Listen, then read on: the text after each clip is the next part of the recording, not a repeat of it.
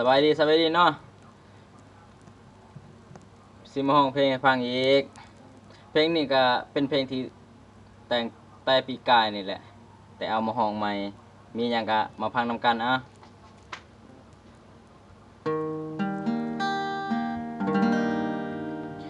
จากบ้านมามหาวิทยาลัยมาจากดินแดนเมืองไกลเป็นจังใดต้องอดต้องทนชีวิตบ้านนอกสอกวิสาเห็นหูให้ตนพอเฮานี่เป็นคนจนต้องสู้ต้องทนในหน้าที่การงานเงินพ่อแม่ส่งมาให้ลูก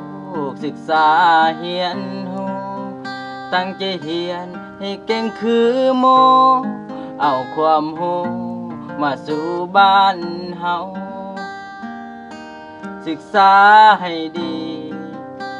ให้ได้เกรดที่ดีนำเข้าอาศัยอยู่ในห้องเศร้าหอพักเก่าๆที่นี่มานานจากบรรณาคนนี้เขียนเพลงให้กำลังใจทุกคนที่อยู่มหาลัยจงก้าวเดินไปขอใบปริญญาจากบ้านมานานสู่สนให้มันคุ้มค่าเงินที่พ่อแม่พากมาตั้งใจศึกษามาให้พวกเขา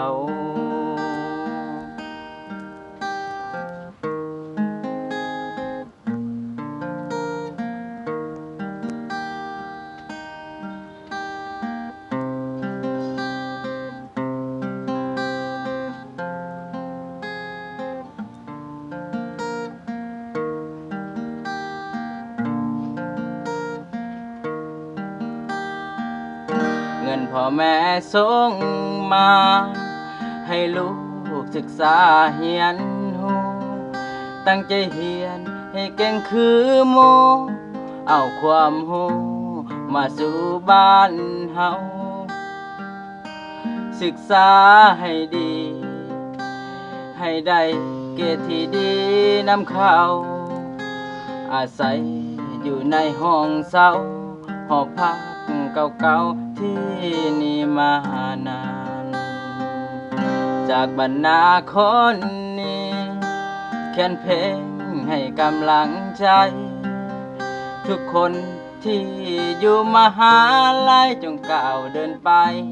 ขอใบปริญญาจากบ้านมานานสู่สนให้มันคุ้มค่าเงินที่พ่อแม่พากมาตั้งใจศึกษามาให้พวกเขาเงินที่พ่อแม่พากมาตั้งใจศึกษามาให้พวกเขา